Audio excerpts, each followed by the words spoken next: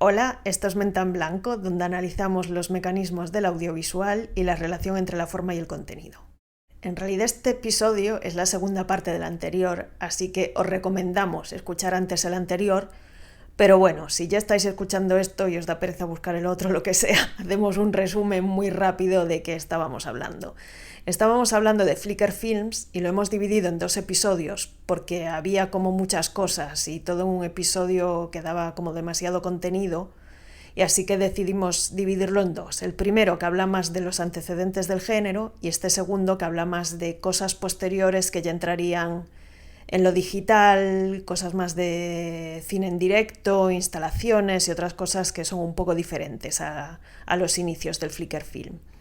Y un Flickr Film, por resumir mucho, es una película en la que hay un contraste muy marcado entre un frame y el siguiente, por lo que se generan efectos tipo estrobo de discoteca, digamos, muy resumido.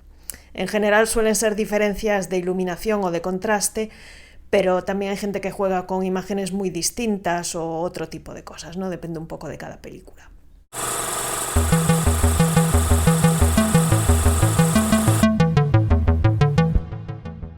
Bueno, ¿con quién empezamos hoy? Hemos pensado que quizá tenía sentido empezar por algo que es bastante parecido a lo del principio, pero que se vaya a lo digital, que es Pierre Hebert, que es un director, artista canadiense, que empezó a hacer Flickr Films en los años 60, lo que pasa que hay uno de esos Flickr Films que ya está hecho en digital, que no es cine analógico. Era antropólogo Hebert, que creo que tiene un poco que ver con el tema de la percepción en realidad y de qué van estas películas. Pero tampoco sé realmente hasta qué punto él trabajó nunca de antropólogo porque estuvo muchos años en el National Film Board de Canadá. Vendría a ser una especie de filmoteca canadiense. Sí, esto sería más bien como el estudio de producción relacionado con la filmoteca o con la producción a nivel, con dinero público, ¿no? Gubernamental. Sí, pero bueno, una cosa particular es que han producido siempre mucha animación. Mucha. Y pionera, Y ¿no? sí, sí, de hecho el animador yo creo que más famoso, que es Norman McLaren, aunque no era canadiense, la mayoría de las películas las hizo allí. Y tienen un programa donde invitan a animadores de todo el mundo a producir obra ahí o dar clases. Es Sí, sigue extraordinario el trabajo funcionando. que O sea, hacen. las películas clásicas más conocidas son de los años 50-60, pero sigue funcionando. Y tienen además una web donde se puede ver muchísimo material en streaming gratis. Hay cosas que no están disponibles en España, según que busques, pero todas estas clásicas se pueden ver en su página web a buena calidad. Y bueno, Hebert es uno de estos animadores que estaba allí en los 60 y explica que él empezó a trabajar con Flickr influenciado por la psicodelia un poco, porque esto sí que es plenos mediados de los 60, pero también le interesaba que se viesen cosas en la pantalla que en realidad no estaban ahí, ¿no? Que las crease el ojo. Y esto tiene mucho que ver con todo lo que hablábamos en la primera parte, ¿no? De que hay realizadores que son más estructuralistas, otros más psicodélicos. Bueno, Hebert tiene aquí una mezcla un poco de las tres cosas. A él le interesaba particularmente, quizá no tanto por la psicodelia en sí, porque él decía que al ser imágenes que no existen realmente en la pantalla, que es como que te transforman, te transportan a otro universo. Y eso hace además que la película sea un poco distinta cada vez que la ves.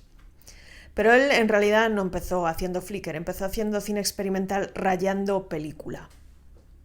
Que esto también creo que tiene un poco que ver con la antropología, porque él decía que le interesaba lo de rayar película porque lo veía como un acto primitivo, ¿no? Porque, como una especie de sacrilegio, porque es más estropear el material, o sea, estás creando algo a partir de destrozarlo, digamos. Que lo de rayar película creo que no lo hemos explicado, ¿no? El Nada, porque no, scratch. sí. Es simplemente pues coger película negra y rayarla con un cúter, un cuchillo, una aguja, lo que sea, y crear los dibujos así, o sea, sacando el negro en lugar de pintando sobre ella. Exacto, removiendo la capa fotosensible, digamos, de la película. Si es blanco y negro, solo hay una capa, y si es color, tienes tres capas, ¿no? Entonces puedes crear cosas en amarillo, verde, azul o blanco, dejando pasar la luz directamente. En el caso de blanco y negro, dejas pasar la luz a través de la película al levantar la emulsión. Sí, y de hecho la primera es Hop Hop, Hop Hop, que es una película hecha así, con Scratch. Son formas rayadas en la película a mano y al mismo tiempo es también un flicker.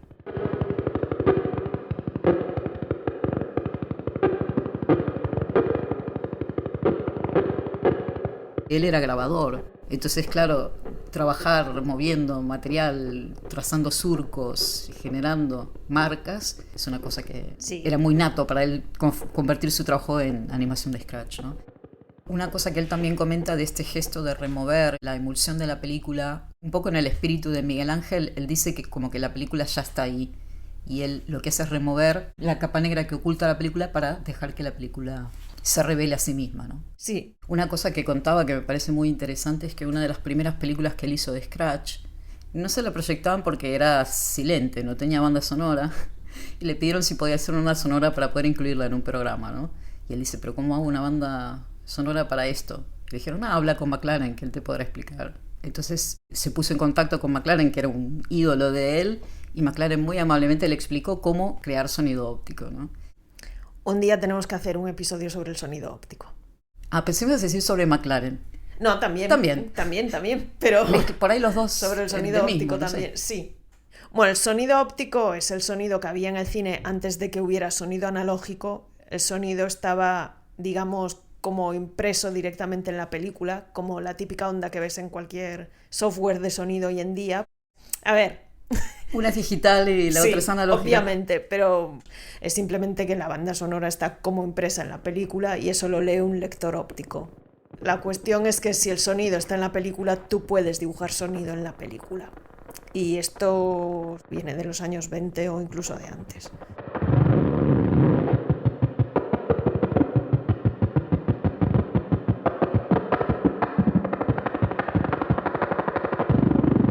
Recordemos que todo esto también se conoce como cine sin cámara. Sí. Que como término tal vez es más ilustrativo. Tú tienes una película que ya está preparada para imprimir una película que has filmado con su banda sonora. Y en vez de imprimir nada, la generas desde cero, removiendo la emulsión por un lado y removiendo o generando sonidos en la parte sonora de esa película, ¿no? Sí, removiendo o pintando, porque o a veces pintando también encima. sí se hacen en película transparente. Es crear una película a partir de soporte, sin cámara. Sí, y bueno, y Hebert tiene varias películas hechas así. La mayoría de sus películas están hechas sin un guión o sin un plan concreto. Es como que a medida que va rascando y viendo lo que sale, pues tira hacia un lado o hacia otro. Hop, hop, hop, hop, que también ya el título mismo te da la sensación de simetría o de ir para adelante, para atrás, ¿no? Un palíndromo. Sí, es ya un poco un flicker, ¿no? El título de la película. Y también utiliza simetría de alguna manera. A veces con figuras geométricas simétricas, a veces duplicando la imagen en el campo izquierdo y el derecho. Sí, esta yo creo que debe ser la primera que hizo porque... En el National Film Board es la primera que hizo, sí, porque, en 16 milímetros. Bueno, en una entrevista estos días que vi con él explicaba que la hizo en secreto en el National Film Board un poco, pues bueno, por las noches, por las tardes, y que después cuando se las enseñó fue, pero ¿por qué has hecho esto en secreto? Si nos da igual, si para eso estamos aquí, ¿no? Para que la gente experimente, no había ninguna necesidad de hacer esto en secreto. Como me encanta Canadá. Yo no he estado nunca en Canadá. Pero... Y el espíritu del National Film Board, o sea, es fantástico. Claro, es que en todo el mundo yo creo que es la única institución así grande que ha dado en algún momento dinero para hacer este tipo de experimentos. No solo el dinero, es el contexto, la casa, los materiales, la infraestructura, sí. Y unir a la gente. Sí. Los realizadores tienen su estudio uno al lado del otro, digamos, y hay intercambios. Por eso el cine, sobre todo de animación canadiense, tiene la potencia que tiene, ¿no? Sí. Y la tradición, porque se continúa hoy en día también, que es el país que hoy en día sigue produciendo más Scratch, yo creo, ¿no? En el mundo analógico, quiero decir. Sí, puede ser, no sé. La figura más conocida, Steven Woloshin, Reeves. Sí, bueno, Clintons. Porque al final ¿dónde puedes hacer estas cosas? O eres millonario o tienes apoyo público, o sea, no hay otra manera.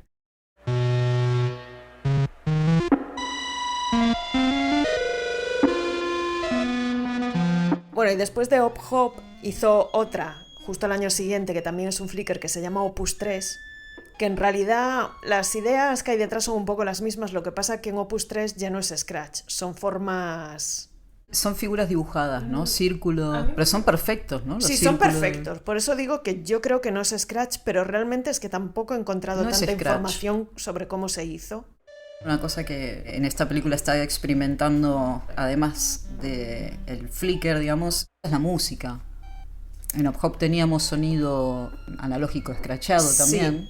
Y Opus 3 es sintetizado, es sonidos sintetizados. Y trabaja con música silencio, con el contrapunto, ¿no? Y esa relación que, bueno, le trae otra dimensión también a la película.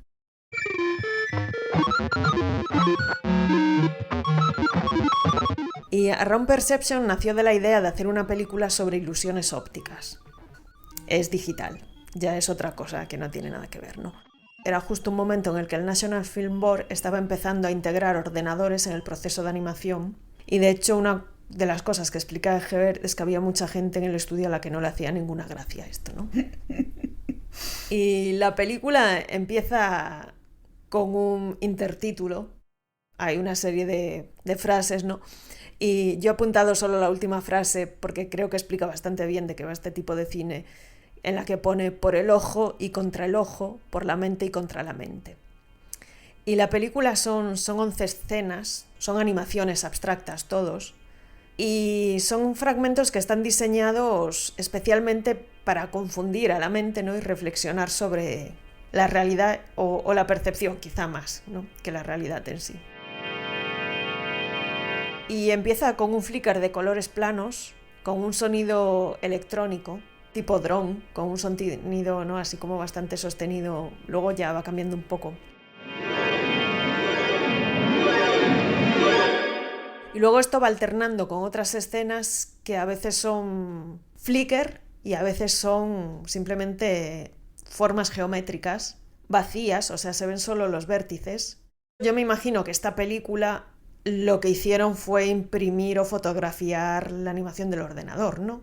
Porque estas primeras películas digitales no se hacían, porque no existía vídeo en los ordenadores realmente en esa época. Entonces no se hacían generando archivos de vídeo digitales realmente. Lo que se hacía en era tiempo real y se grababan a través del monitor. O se grababan o se imprimían los fotogramas y luego eso se fotografiaba. Y yo supongo que esta película está hecha así, porque la mayoría de los 60 están hechas así. Es interesante que son estas formas como que van girando, ¿no? En 3D, vas creando una noción de profundidad sobre un fondo negro. En silencio, además. En silencio. Estas partes son en silencio, solo tienen sonido las que son flicker.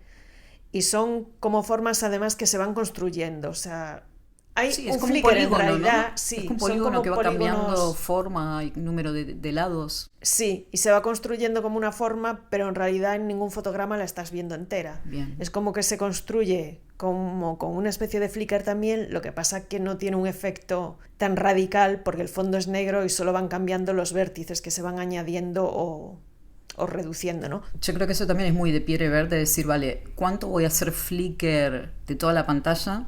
¿Y cuánto voy a dedicar el flicker a una porción limitada de esta pantalla para descansar un poco el ojo y luego volver a explotar, ¿no? Y también creo que tiene un poco que ver esto con lo que hace Jonathan Gilly. Sí, totalmente. Que es construir formas que en realidad no estás viendo nunca la forma, ¿no? Estás viendo vértices o lados y se construye la forma en tu cabeza, ¿no? En tu cabeza.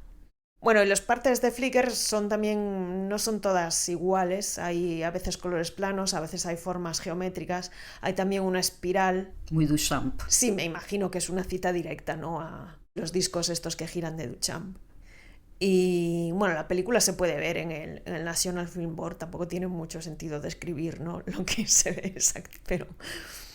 No, pero es muy interesante el trabajo que hace Pierre de flicker desde el color, desde la forma, desde la intensidad y la relajación. Lo interesante es que en un momento se alejó un poco de esto, empezó a hacer películas más tradicionales, generalmente también rayando sobre películas, pero más narrativas, con una fuerte carga política, social, sí. Hace mucha fotografía, como viaja mucho por el mundo, aprovecha para registrar material en todos los festivales donde está, siempre le ves filmando por ahí.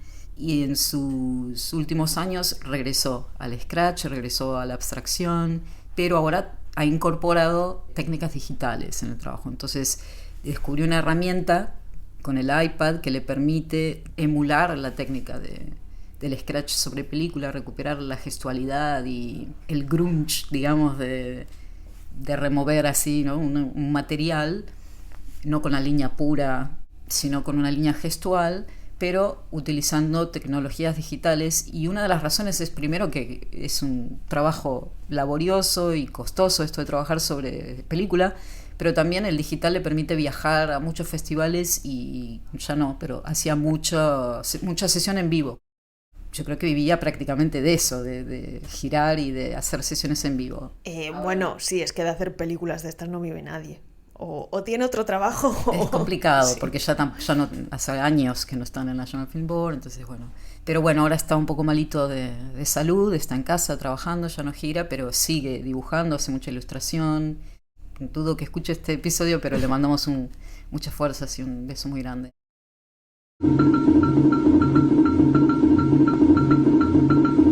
La siguiente de la que yo quería hablar es Lillian F. Schwartz.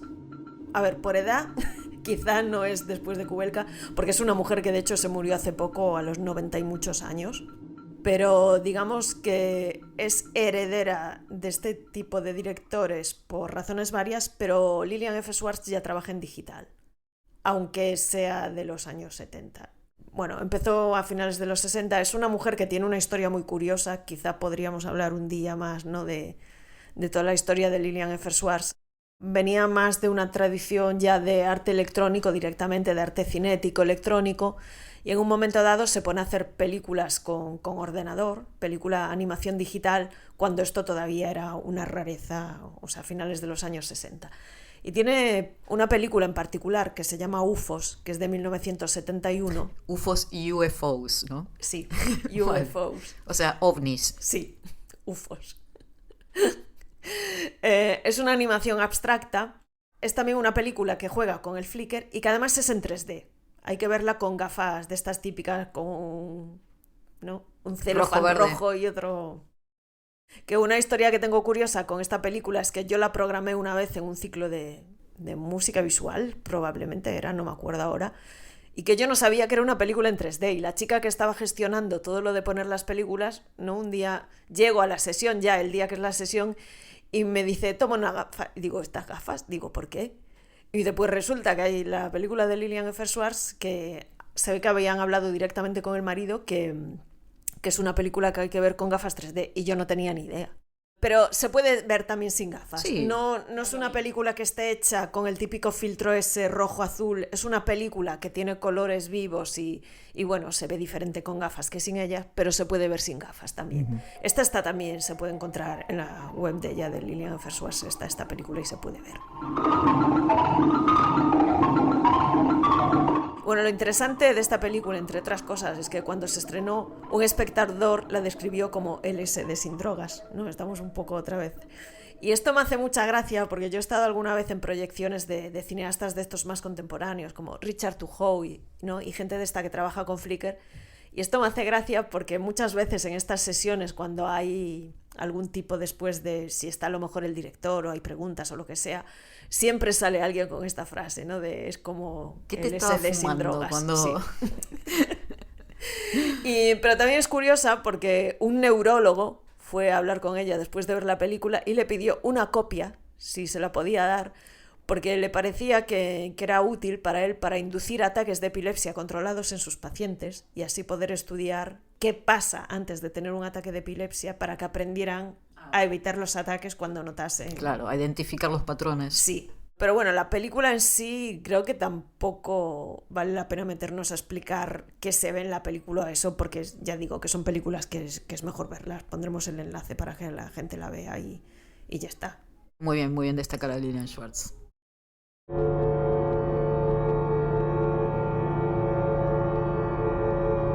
Hay un director que ambas amamos, Thorsten Fleisch de Berlín, que trabaja mucho con el flicker, pero también con mucha organicidad, ¿no? Con muchos patrones orgánicos.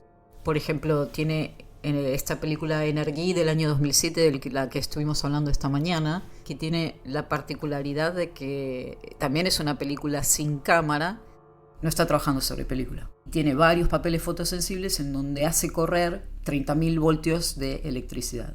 Entonces, él hace la analogía. En un televisor tú tienes una carga eléctrica moderada, modulada, donde los electrones los conduces para hacer un haz que crean una imagen en la pantalla. Y en este caso él tiene una corriente eléctrica de 30.000 voltios no moderada, que va para cualquier lado, que es totalmente caótica, y de alguna manera deja constancia, impregna el movimiento de esta reacción electromagnética sobre el papel en el papel.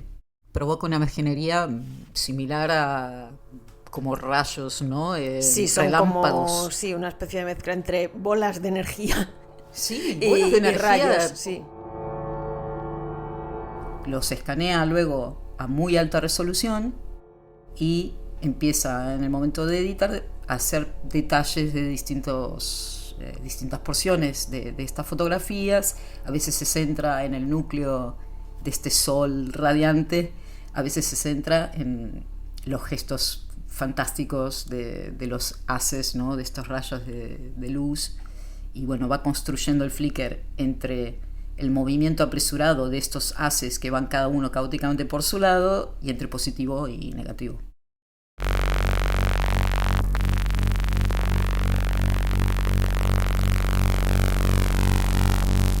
Y también tiene una película que... Tiene varias películas, pero tal vez podamos destacar la de Mr. Kentnis. Sí. Mr. Kentnis es el resultado de dos películas que él de alguna manera quiso unir. O sea, él estaba trabajando en una película que se llamaba Green Screen, en donde había filmado un montón de hojas y de árboles verdes, que nunca terminó de hacer porque no le convencía cómo quedaba, en donde investigaba la noción de utilizar el chroma key, que lo que hace es remover el color. Bueno, puedes hacerlo con distintos colores, ¿no? Pero el chroma key estándar es remover el verde, un tipo de verde especial, para dejar ver la capa que está detrás, que es esa misma capa de hojas verdes, pero que está ligeramente desplazada o tiene un zoom o lo que fuere, que a su vez tiene un croma que deja revelar la capa que está detrás de otras hojas que están dispuestas de otra manera, que a su vez tienen un croma. Entonces es como un feedback, digamos, de la misma película a través de chroma keys, de las hojas estas verdes que se van reproduciendo hasta Sí, y lo que se ve, sí, a nivel de imagen es como una especie de granulado de colorines. Totalmente, pero que tiene una profundidad 3D porque de alguna manera, aunque no los ves intuitivamente, percibes la profundidad de las layers. Sí, hay un efecto muy extraño. Y mezcla, por otro lado, material que generó para su película de largometraje Flesh City, en donde en el clímax de la película hay un momento de flicker y de locura absoluto, ¿no? Entonces él dice, bueno, vale, este era un largo que tenía la esperanza de poder enseñar en cines comerciales, entonces como que lo limité un poco el efecto de flicker, quería en un cortometraje aprovecharlo, sacarle más jugo, ir más profundo con ese efecto, entonces aprovechó este material que tenía de green screen, cogió esta parte que había hecho para el largometraje y todo esto lo empieza a unir con un sintetizador para crear sonido, que se llama Novadrone. Pero cuando lo abre, ve que tiene como un LED que hace flicker cada vez que el Novadrone está generando sonido, cada vez que hay señal corriendo por el circuito. Y esta luz titila a unas frecuencias extraordinarias, y él puede controlar las frecuencias a las que titila esta luz moviendo las perillas, las manivelas, para producir sonido. Claro, a él le gustó mucho más el flicker de la luz que lo que hacía con la tabla para crear sonido. Y dijo, yo esto lo voy a usar como para generar flicker, generar imagen. Entonces se dio cuenta de que cuando acercaba la cámara de su teléfono móvil a este LED de la placa, genera como unos barridos. Y según la frecuencia a la que va corriendo, el barrido es más rápido, es tan rápido que ya no lo ves, o ¿no? Van modulando esa frecuencia. Y mezcla estos tres elementos y produce Mr. Kentnis, que tiene un efecto de flicker extraordinario, donde a medida que revela las capas que hay detrás o las va acercando, las va alejando, genera un efecto 3D hipnótico impactante, ¿no? Y cita una frase que yo diría que el original es de Nietzsche, ¿no? Cuando miras al abismo, el abismo te mira a ti. Sí. Él dice, cuando miras a una pantalla por mucho tiempo, la pantalla te mira a ti, que me parece delicioso. La menciono porque es el grano más que la figura, y también porque hay mucha organicidad en las películas de Thorsten, que creo que en el cine estructuralista hay mucho de cine geométrico, ¿no? Mucho de geometría, sí, mucho de figura. En las suyas sí, bueno, no en todas, pero sí hay una cosa como más orgánica, sí.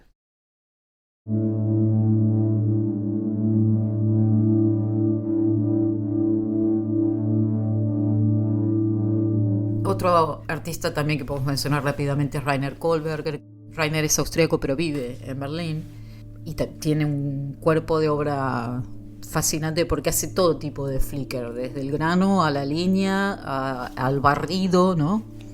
A composición de patrones y demás. Es un artista muy interesante Yo quería, si es posible, rescatar una de las pelis que se llama Keep That Dream Burning, la peli es del 2017, porque utilizan material de archivo.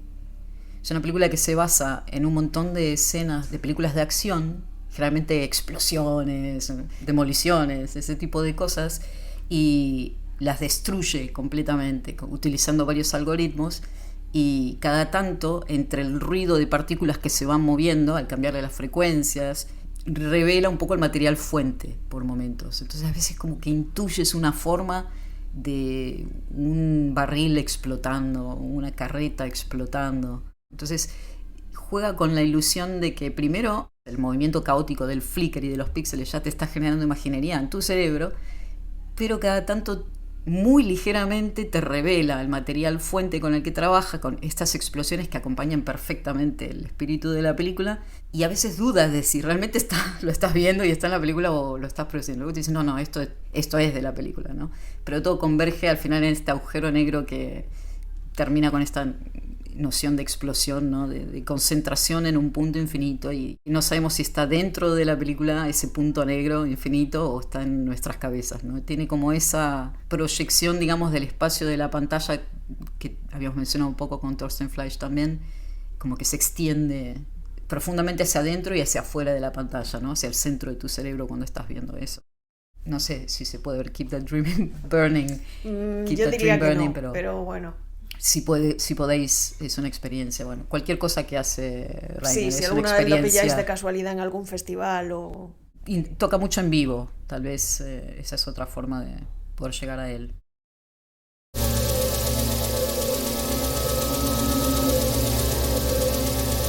Jonathan Gilly en el Reino Unido también trabaja el Flickr, pero desde una perspectiva muy distinta. Primero porque uno de sus principales intereses, digamos, para explorar es el color, cómo percibimos el color, cómo se construye el color, y también evidentemente la forma. En este caso sí, formas muy definidas, muy geométricas, sobre todo en sus inicios. Ahora está mezclando más vídeo y formas más orgánicas. Ha hecho sesiones en vivo también. De hecho empezó trabajando como VJ con un amigo y experimentando la relación entre música y visual, ¿no? Y lo queríamos destacar porque tiene un trabajo muy delicado con el Flickr, como mencionábamos recién. Él comenta, de hecho, cuando trabajaba con Flickr, que en un momento encontró una frecuencia que le sacó de su propio cuerpo.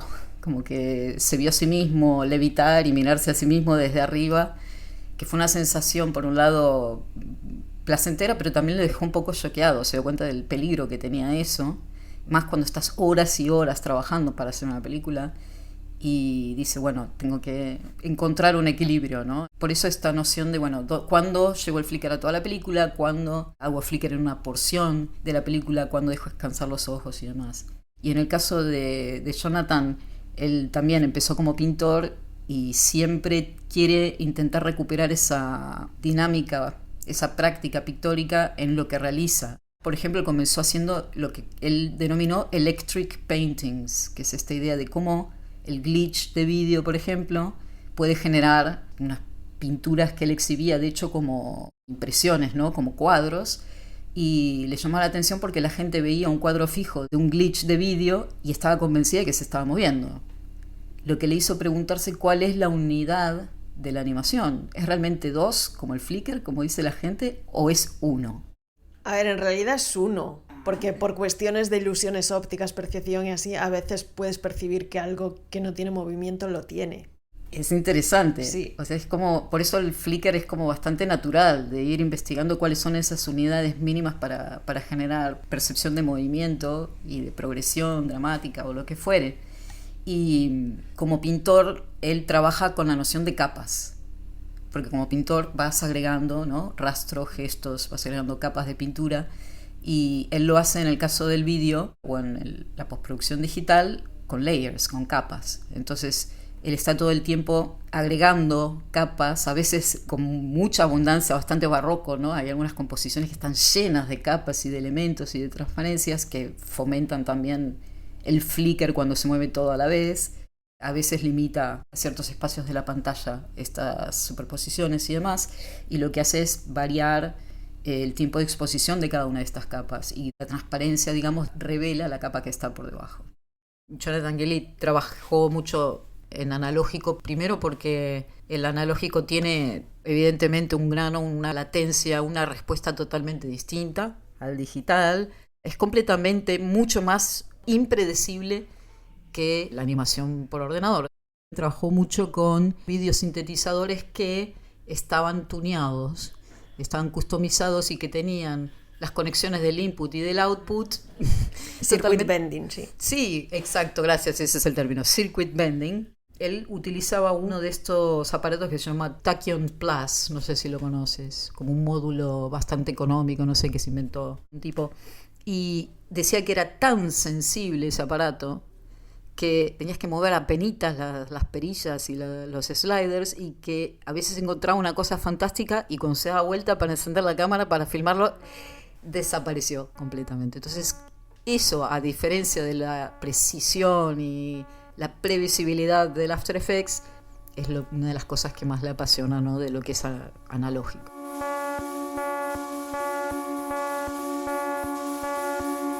En películas como Estudio de Color y Forma, del año 2015, él trabajaba con After Effects y ponía un keyframe y ponía el efecto strobo y podía decirle a After Effects, bueno, dame 5 cuadros de este layer, la capa de abajo tiene 8 cuadros de persistencia, entonces cuando se apaga al quinto cuadro, la de arriba, puedes ver 3 cuadros de la de abajo, cuando se acaba el vídeo de abajo se ve la capa de abajo, e ir intercalándolos 1, 3, 5 cuadros, nunca de la misma manera.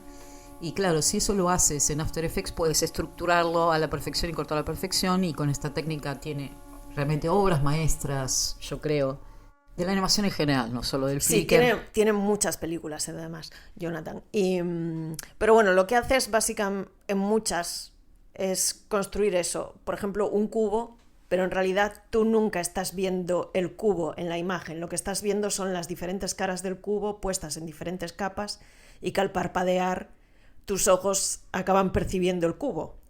Pero en realidad el cubo no está ahí. Exacto, a veces te quita una de las capas, como la cuarta pared del cubo, a veces te la quita y estás viendo el cubo por dentro como si fuera un hipercubo, y lo hace desde el color más que de la forma. O sea, entiendes, evidentemente el color no lo ves si no hay forma detrás, eso está claro, pero bueno, es cómo se relacionan los colores entre sí cuando se suceden a esta velocidad, qué tipo de percepción tienes del todo cuando los colores difieren, a veces microtonalmente, como en la música, microtonalmente en el color, o cuando difieren cuando son opuestos y demás. Y claro, hay momentos en los de clímax ya donde el flicker pasa al negativo y el ritmo se hace aún mucho más acelerado, ¿no?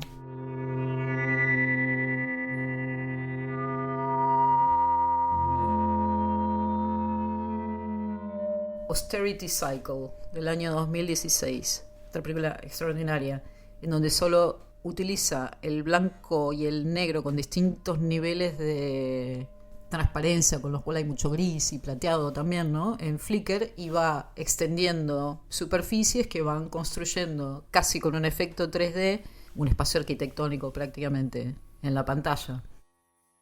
Rainer Kohlberger es músico, Thorsten Fleisch es músico, y John, no recuerdo si se ha definido como músico, pero hace sus propias bandas sonoras.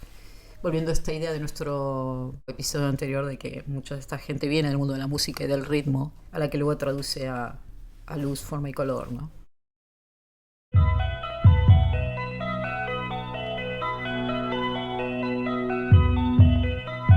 Yo quería mencionar brevemente a Dirk de Bruin, un realizador experimental nació en Holanda, pero vive desde muy pequeñito en Melbourne, en Australia. Hace películas muy personales, muy psicológicas, pero también tienen una dimensión social, muy política a veces. Tiene muchas películas hechas sin cámara, muchas películas en donde raya material fílmico y genera scratch, o donde coge cinta blanca y la interviene, ¿no? Trabaja mucho, por ejemplo, con letraset, con cintas adhesivas, estampadas o lisas, y hace como collage en las películas. Y evidentemente el flicker se genera por la rápida sucesión de formas que no necesariamente se continúan de manera fluida entre un cuadro y cuadro, ¿no? Pero también trabaja con flicker puro y duro, buscando el efecto flicker exclusivamente. Y por ejemplo, uno de estos experimentos se llama Empire, es del año 2014. Y él consigue una colección de fotografías de Richard Courtney, que la particularidad que tiene estas fotografías es que son fotoestéreo. Fotos estéreo son básicamente una foto hecha con una cámara estereoscópica. Esto es entre los años 1927 y 1940, de una esquina en Melbourne, de distintos espacios de la ciudad. Y tiene una particularidad que son 2 fotos, en realidad, porque la cámara tiene 2 lentes, 2 objetivos. Una que ve lo que vería tu ojo izquierdo y otra foto que ve lo que vería tu ojo derecho. Y luego te pones unas gafas especiales, como haces para una película estéreo, para ver las fotografías estéreo. Una cosa que es muy de moda. O incluso sin gafas, porque el efecto en realidad es parecido. Seguro que mucha gente se acuerda de los libritos aquellos de 3D que tenías que mirar de una manera especial y entonces salía de repente una ballena entre millones de puntos, ¿no? Y en realidad se basa en lo mismo ese efecto. Y si eres capaz de colocar tú los ojos... Sí, si los achicas, ¿no? Generalmente sí, los tienes que achicar. Sí, y es un poco el efecto de esos libros, que a partir de 2 fotos ves una imagen en 3 dimensiones. Sí. Me pregunto, ¿siguen editando esos libros o esas son cosas de nuestra generación, Blanca? Yo supongo que sí, ¿no? Que se Porque puede. No he visto sí, esos hubo un libros momento hace que se rato. puso como muy de Sí. moda, pero me imagino que en algún sitio se podrán encontrar. Sí, no sé, las librerías de los museos siempre tienen libros para niños, ¿no? Así como de cosas de estas curiosas. Como me gustaban de Pero pequeña, realmente flipaba. sí, no sé. Lo que hace él es, tiene estas fotografías y las filma o las escanea, no lo sé, en alta resolución por separado, y luego obviamente las superpone una con otra en Flickr. Entonces estás viendo con los 2 ojos un cuadro, lo que ve tu ojo izquierdo, y en el cuadro siguiente estás viendo con tus 2 ojos lo que ve el ojo derecho. En una sucesión, obviamente Flickr rapidísima, cuadro a cuadro, a veces tiene ritmos más lentos, y obviamente sientes como que o se está moviendo la gente o te estás moviendo tú girando la cabeza tratando de ver lo que está sucediendo. Lo interesante es que, aparte de cambiar la frecuencia del flicker, cambia el punto de superposición entre las 2 imágenes. A veces dice, vale, voy a dejar fijo este punto. Está la farola. Con lo cual, todo lo que no es la farola se está moviendo en estéreo, ¿no? En flicker.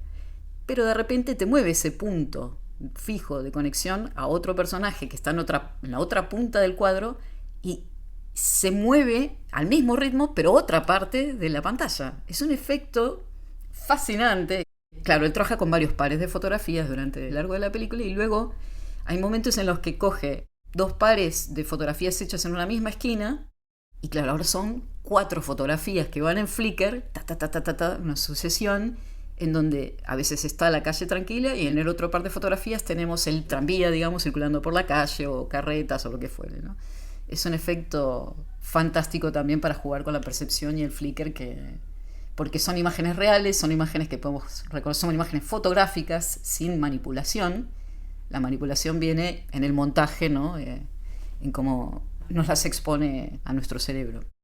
Y en un momento se pregunta, cuando está haciendo Empire, tal vez el cubismo está influenciado o está inspirado incluso en la fotografía estereoscópica, porque el cubismo data de 1911, digamos, por ahí, y estas fotografías estéreo son anteriores, pero se pusieron muy de moda más o menos hacia esa época, los años 20 ya mucha gente tenía cámaras estereoscópicas. Me parece una pregunta interesante que nunca me había planteado. No sé tú qué piensas, Blanca. Hombre, a ver, yo creo que el cubismo algo tiene que ver con el cine. No sé si la fotografía estereoscópica o... Pero yo creo que sin el cine probablemente no existiría el cubismo. Porque también si piensas en cuadros, bueno, quizás no es tan cubista, ¿no? Pero no sé, el de Bajando la escalera de Duchamp y este tipo de cuadros es un fotograma encima de otro. Justo. O sea, no... Yo creo que hay mucha influencia, o sea, en las vanguardias yo creo que hay muchas cosas que surgen a veces un poco inspiradas en cine y fotografía, pero otras veces como en contra, ¿no? O sea, el cubismo no sé hasta qué punto está inspirado en la fotografía estereoscópica o es también al mismo tiempo un rechazo al hiperrealismo de la fotografía, no lo sé. Muy bien, muy interesante. Un realizador fantástico, Dirk Browning, también hace mucha sesión en vivo, utiliza mucho su cuerpo, su voz, trabaja mucho con poesía, con la palabra escrita también, con la palabra oral y la palabra escrita, y tiene trabajos en digital donde también hace scratch digital y de alguna manera siempre crea como un diálogo entre tecnologías analógicas y digitales, ¿no? de alguien que ha trabajado mucho con analógico y de repente se encuentra trabajando con digital, y bueno, esa reflexión que te generan estos procesos es algo que Pierre Hébert también utiliza, ¿no? Pero sobre todo él trabaja con cosas ópticas o con sombras, ¿no? Con su propio cuerpo. Siempre de alguna manera la mano creativa se refleja en la pantalla y deja una huella física, ¿no?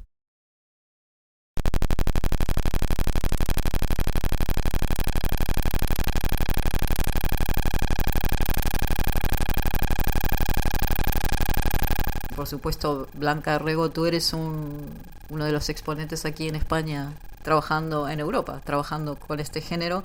Ya te dedicaremos un episodio exclusivo, porque teniéndote aquí no tiene ningún sentido no aprovechar para hablar del proceso creativo.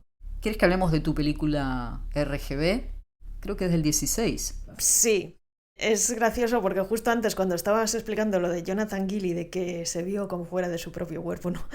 Yo nunca he tenido una experiencia tan radical, pero sí que es verdad que especialmente... Yo he hecho mucho Flickr, pero RGB creo que es la más larga de las que he hecho. Y llega un momento cuando estás editando este tipo de cosas que te vuelves un poco loca, ¿eh? Que es como que de repente dices, ya no sé qué estoy viendo, no sé qué...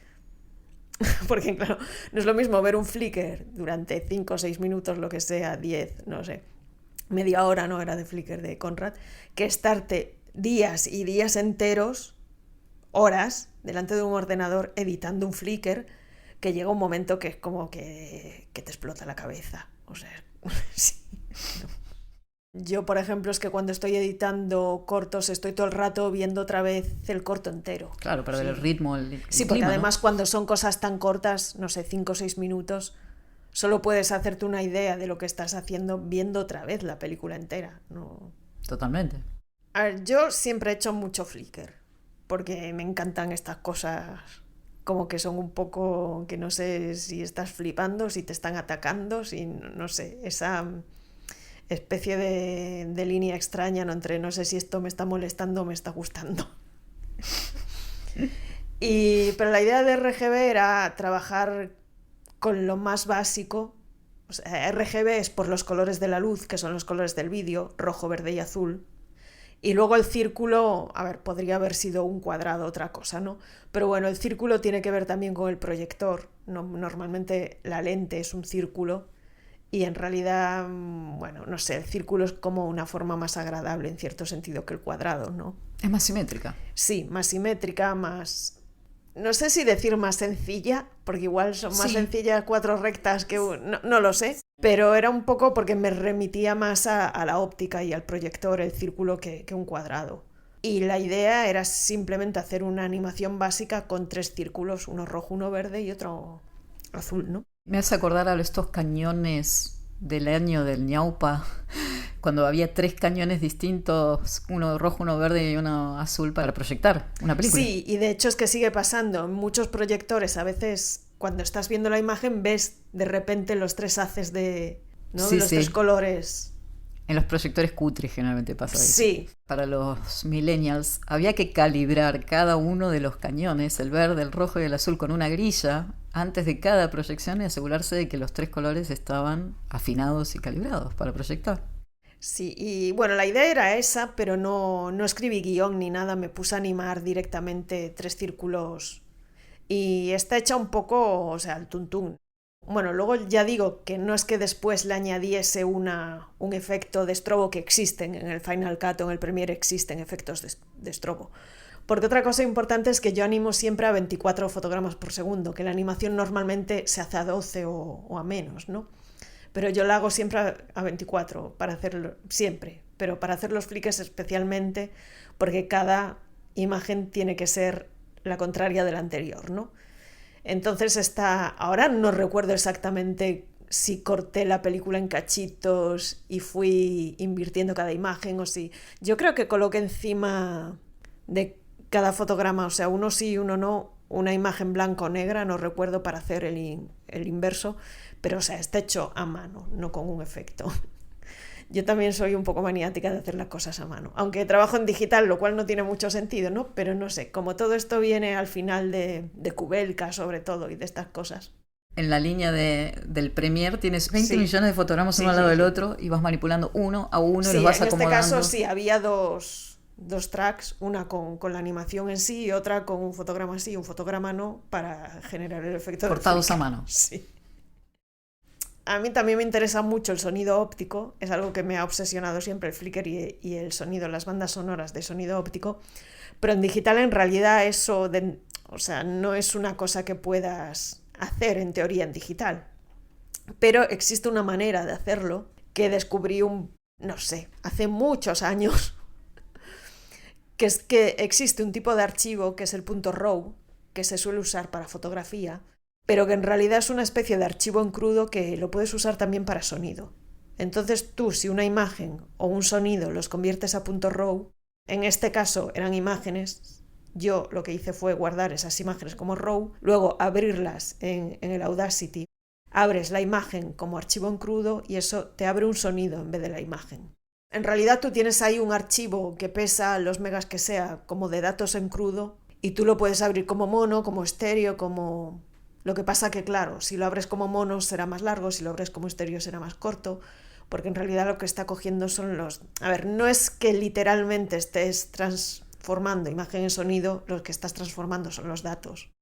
Pero bueno, la idea básica sigue siendo lo mismo, ¿no? Convertir la imagen directamente en sonido o el sonido directamente en imagen. Lo que pasa es que aquí tienes que calcular muchas cosas porque hay que pensar que para transformar cada fotograma en un sonido, el fotograma tiene que ser muy muy pequeñito, porque si no el sonido que te sale va a durar más de lo que las milésimas de segundo que dura un fotograma.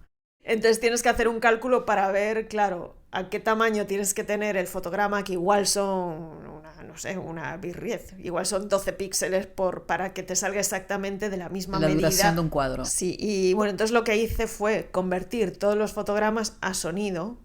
Esto hay maneras de hacerlo de manera más o menos automática, no es que fuera uno a uno abriendo el fotograma en el Audacity, que son, porque al final no sé si son 6 minutos o algo así de película, que son miles y miles de fotogramas.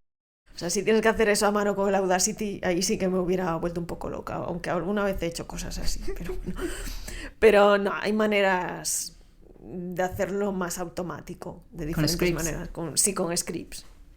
Pero bueno, la idea básica es esa, que lo que se ve es lo mismo que lo que se escucha. O sea, y lo que se escucha también genera efectos extraños, porque al final cuando colocas un sonido tan corto, claro, no es lo mismo un sonido, aunque sea digital, minimal, ¿no? Que juegue con síntesis granular o cualquier cosa de estas, que colocar un sonido diferente en cada fotograma. La banda sonora que sale es un ruido que no tiene mayor interés, ¿no? Bueno.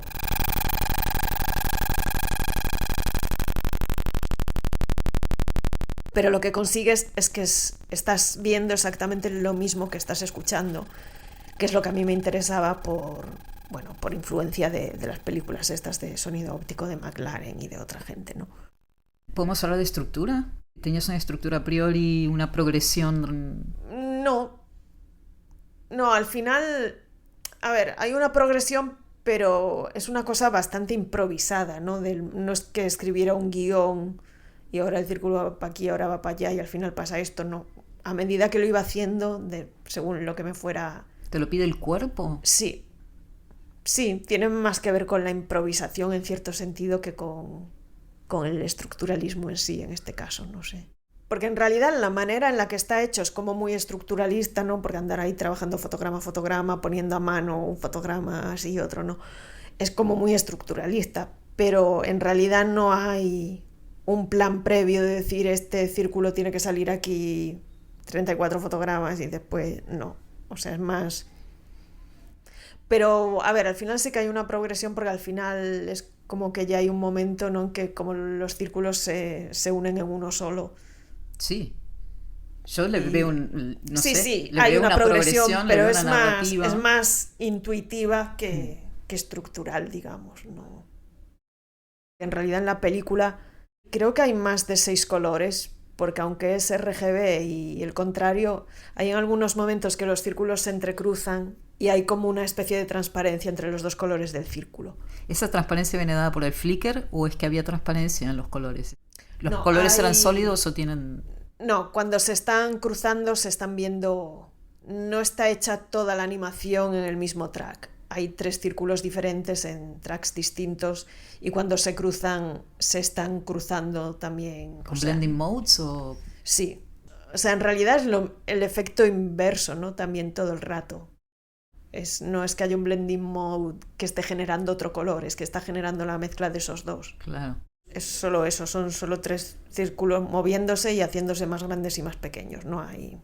Bueno, fantástico, porque tu peli se puede ver en tu página web, en tu canal de Vimeo. Sí, las mías están todas online. Todas. Bueno, todas igual no, pero sí, la mayoría están online y esa está. Recuérdanos tu web, Blanca. null66913.net.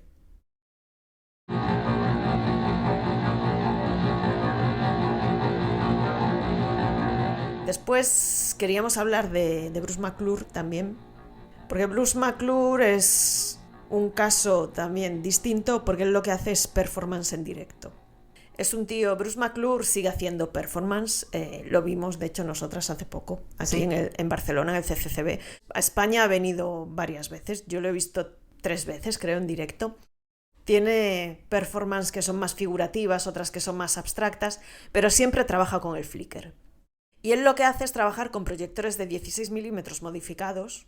Normalmente proyecta a la vez con 2 o 3 proyectores al mismo tiempo, copias de la misma película, películas distintas, depende un poco, y manipula esa imagen en directo y por otro lado manipula el sonido con pedales de distorsión de guitarra. Yo la primera vez que la vi una que era absolutamente abstracta, él no estaba en la sala, estaba en la cabina del proyector y eran solo círculos todo. Y cuadrados, y otras veces él está más en el escenario detrás del público y se ve más lo que está haciendo, ¿no? Entonces es muy diferente. Bueno, una cosa que a mí me interesa es que Bruce McClure lo define como una experiencia natural, como un día lluvioso o un ataque de vértigo, que es un poco lo que decía Grant en los años 40, ¿no?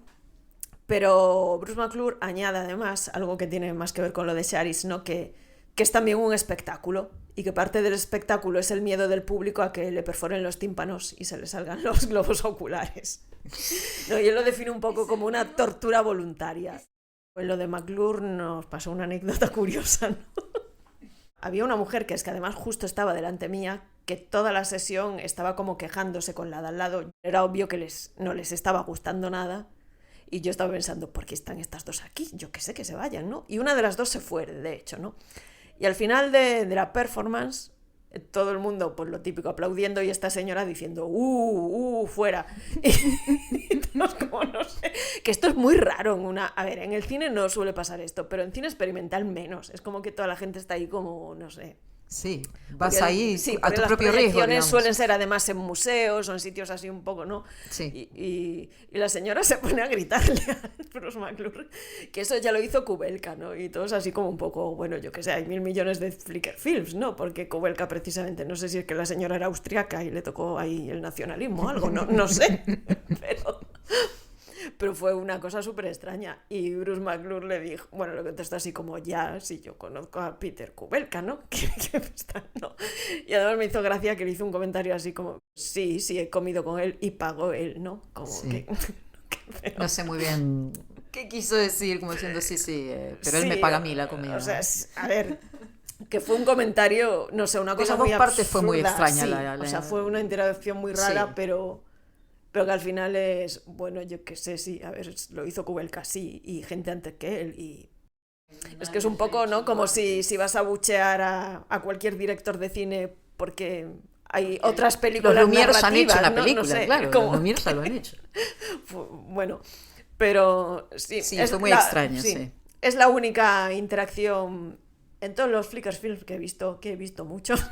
Es la única vez pero que no ha pasado vomitó, algo, no le pasó nada de ese nada. tipo, se la vio entera. Fue un cabreo intelectual. No más que para gritarle al final. Menos mal que se esperó hasta el final, porque podría haber sido más desagradable aún. Sí. Igual hubiera tenido más gracia. No sé. Tal vez. Viene de vez en cuando a España a hacer performance. Si alguna vez por casualidad lo veis anunciado en algún sitio, pues podéis ir a verlo. Y con suerte, porque hay cosas que a mí me gusta más que otras, pero bueno, siempre es Flickr Film y siempre es... Siempre al menos un momento en la performance te va a dejar anonadada sí. y y además mesmerizada. Es también muy ruidoso, sí. Hay una dimensión en el vivo que es que puedes A diferencia de la película, evidentemente, que es que hay un feedback en tiempo real de la audiencia cuando ya no puede más o cuando quiere más, que cuando estás bien tuneado como artista performático lo sientes, así estés arriba del escenario, ¿no? Es mágico Sí. cuando esa comunicación entre audiencia que dice dame más, dame más, dame más. Bueno, yo antes mencionaba la pieza esa que yo tengo, que es como muy larga, que la he hecho en directo solo 2 veces y de hecho una vez no me dejaron hacerla entera. Porque eran 50 minutos de cuadrados, literalmente, haciendo flicker. Y la única vez que la hice entera, luego alguien me dijo, quería irme, pero, o sea, me quedé por curiosidad de ver hasta dónde va a llegar esto, o sea, hasta dónde va a ser capaz de alargarlo, de... Y decía, y al final ya entré en una especie como de meditación. Y digo, vale, pues es el mejor comentario que he tenido Sí, de sí. me encanta que menciones esto porque yo creo que todos, la primera vez que vimos un Flickr, la primera reacción visceral, emocional, es decir, no te tortures, no veas esto, vete ya, esto te va a dañar. Y tienes que racionalmente calmar el espíritu y decir, no, vamos, le voy a dar una segunda oportunidad para ver a dónde me lleva. Y si te permites a ti mismo pasar esa primera traba, vas a llegar a un momento en el que entras perfectamente en el ritmo, en el ámbito, en el clima de la pieza, ¿no? No lo tomes a mal, todo el mundo ha pasado por ese momento. Supongo que el primer cigarrillo, ¿no? La primera cerveza no gusta a nadie. Sí, y bueno, lo que decía antes, que es exactamente lo mismo que los conciertos de Noise. También. Falta hablar de Kurt Schlager, Kurt Henschlager. que para mí es la cumbre del flicker. Bueno, y te lo habías guardado hasta este momento. Claro.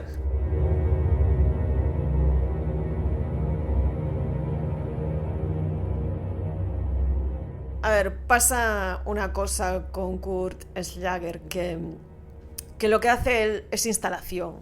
Entonces esto sí que no se puede ver en ningún sitio. O vas a verlo, o tienes la suerte de verlo, o ya está. A ver, sí que puedes encontrar algún vídeo por ahí en YouTube, pero vamos, que no tiene ningún sentido. Este tío es austriaco también, lo de Flickr es muy austriaco. Viene de hacer vídeo, tenía un dúo, digamos, artístico que se llamaba Granular Synthesis, en el que hacían cosas digitales que ya tenían mucho que ver con el Flickr. Tienen películas que son Flickr o que a ratos son Flickr, pero ya jugaban desde el principio con este tipo de imágenes. Yo me lo encontré también de casualidad. Esto en un Sonar hace años, yo creo que debió de ser en el 2005, 2006 o por ahí. En el Sonar hace años tenían una parte muy importante de arte digital que la hacían en el Santa Mónica, Sí. que es un centro de arte que está en Barcelona. Cuando todavía lo hacían esto, yo un día fui a una charla, porque hacían también charlas de cosas relacionadas con arte digital y eso. Y entro en el Santa Mónica y el guardia de seguridad me para, que esto ya es una cosa muy extraña porque en un centro de arte los guardias de seguridad estaban un poco de adorno allí en la puerta mirando a la pared, ¿no? Bueno, pues yo entro y el guardia de seguridad me para y me dice, ¿a dónde vas? Y digo, bueno, no sé. Y yo me quedé así como un poco parada y digo, ¿por qué? No sé. Bueno, le digo, voy a una charla. Y me dice, es que hay una instalación que para entrar en ella hay que firmar papeles. Y bueno, yo me fui a la charla, pero me quedé ahí un poco como que hay una instalación que para entrar a verla hay que firmar no sé. Sí. Digo, pues no sé, ya investigaré luego qué era eso. Bueno, y el caso es que estaba allí un amigo, ¿no? Que le digo, me ha pasado esto al entrar. Y me dice, sí, hay una instalación que me han dicho que es como el Dragon Khan del Noise. Y pensé, madre de Dios. Digo, hay que ir a ver eso. Entonces, bueno, había que pedir como hora porque solo podía entrar una gente, no un número de personas, no sé. Y te hacían firmar un papel antes de entrar, como que eras responsable, que entrabas bajo tu propia responsabilidad, que no eras epiléptico, que no estabas embarazada, que no tenías asma, no sé. Pero vamos, que no teníamos ni idea de lo que íbamos a ver.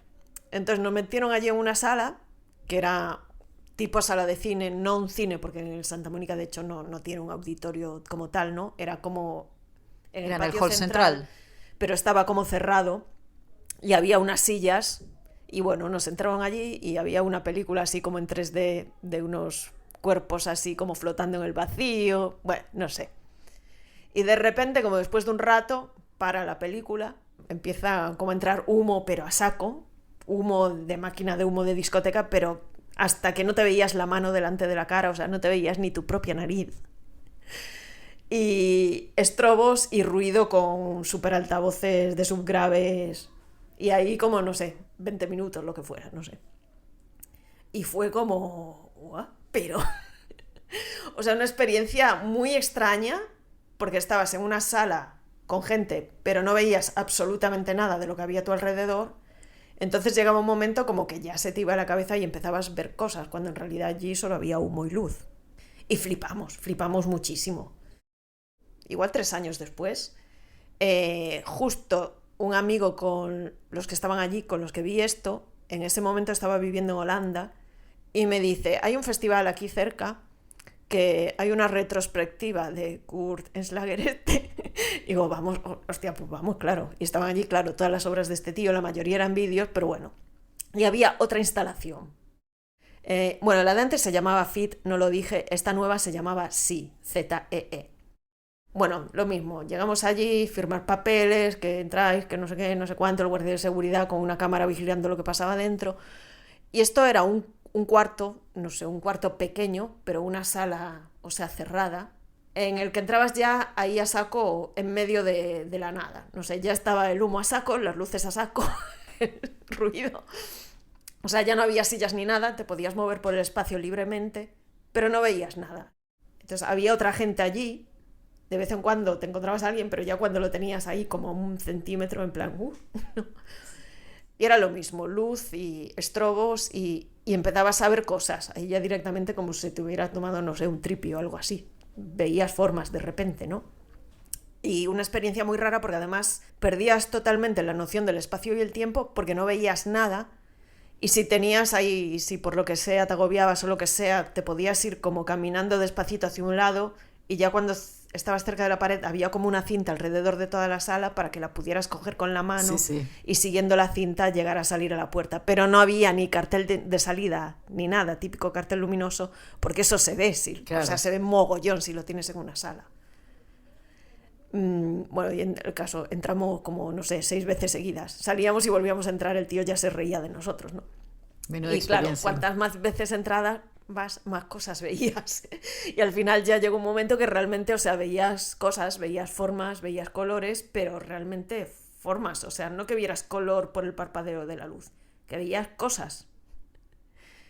Y esta es la experiencia de Flickr más radical que yo he tenido, pero claro, tienes que dar la casualidad de que algún festival programe esto en su, ¿no? Y realmente en España ya no hay festivales que programen estas cosas. Ahora ya te tienes que ir, no sé, un poco a Berlín, Holanda, no sé. Pero gran parte del éxito de esta instalación es la anulación del espacio y de tu cuerpo. Claro, aquí era un tema, la mezcla ya, aparte de todo lo que implica el Flickr, el tema era que tú estabas de pie en el espacio, no estás sentado en una silla como en una sala de cine. Y además estás dentro de una sala que no tienes ni idea de cuántos metros mide o de quién hay ahí. Entonces yo es la única experiencia que he tenido en mi vida de perder totalmente la noción del espacio y el tiempo, sin haber tomado nada ni... Esa es la clave de este tipo de cine. Bueno, de todo cine. Todo cine de alguna manera quiere que pierdas noción de dónde estás. La mayoría, si está bien hecho, lo logra. Pero claro, creo que hay una doble lectura. Por un lado, quiere hacerte perder esa noción y quiere hacerte darte cuenta de que la has perdido. No como en el cine narrativo, que realmente ni siquiera estás pensando, ay, no siento mi culo contra la butaca en ningún momento. No sé si me aquí, explico. sí, Es claro. como es por una parte emocional y por otra parte racional de decir, Sí. mira lo que te estoy haciendo a tu cerebro, ¿no? Y creo que eso también te da como un cortocircuito peculiar. Es que no se puede explicar de ninguna manera. Por mucho que yo te explique lo que fue esa sensación, es imposible entenderlo.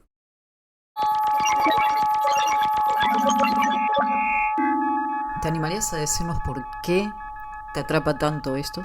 ¿Cómo podrías describirlo? A ver, yo creo que se mezclan muchas cosas. Una, yo creo que en mi caso particular yo soy una persona como súper cerebral que está todo el rato pensando, dando vueltas a las cosas, y es como una especie de vía de escape porque es tan radical que no puedes tú estar pensando en tus cosas mientras estás ahí en una sala con un foco en la cabeza y un ruido que no te deja ni pensar, ¿no? Creo que parte tiene que ver con eso. Otra, que yo soy una persona como muy tímida y muy tranquila, no tengo explosiones, soy una persona con la que es muy difícil discutir o no me enfado nunca. Entonces tienes que sacar, no sé, la rabia. O sea, no es que no me enfade porque no me enfado, es porque soy una persona que no reacciono de esa manera a las cosas, ¿no? Entonces es una manera de sacar, yo creo que rabia o no sé. Cuando haces tus películas en No, Flickr... cuando las hago, cuando las veo, no... Cuando las haces, ¿qué es lo que te mueve?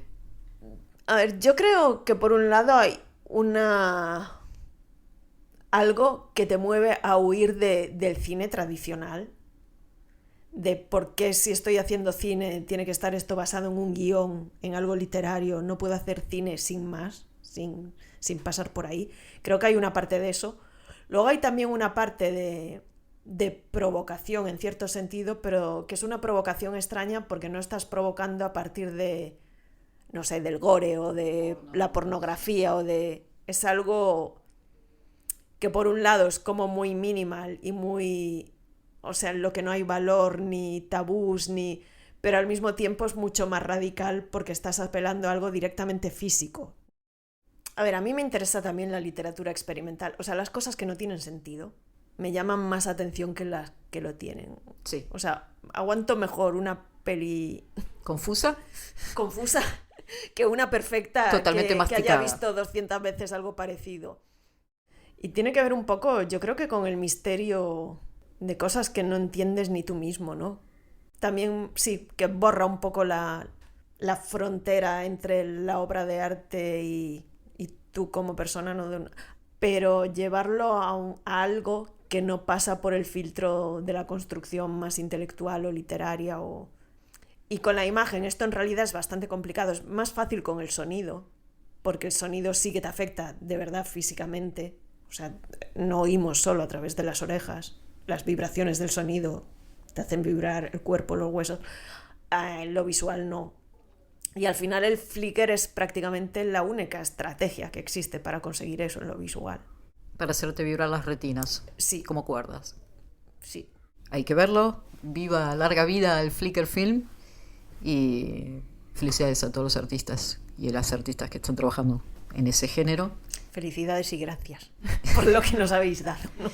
Yo no sé si esto cabe, pero pasar por el Peer TV, el archivo de Punto y Raya Festival, que hay muchas pelis de Flickr y de otro tipo de...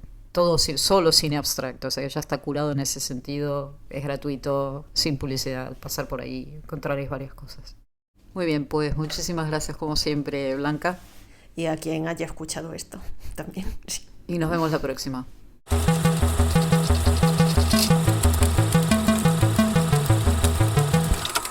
¿Qué vamos a explorar en la próxima? Pues tenemos una discusión cada vez que acabamos el episodio porque no tenemos ni idea. Sí. Pero entre todas las ideas que tenemos ahí apuntadas hemos pensado que podemos hacer Welcome to the Terror Dome, que es una película muy poco conocida, es una distopía de ciencia ficción británica. Dirigida por Ngozi Onwurah, del año 1995. Y con otra película mucho más conocida, que es Do the Right Thing, haz lo que debas, de Spike Lee, que a priori puede parecer que igual no tiene mucho que... Bueno, porque una es ciencia ficción, distopía, la otra es realista, pero tocan muchos temas, bueno, los guetos negros sí, específicamente, pero sí, tocan temáticas parecidas. Bastante interesante.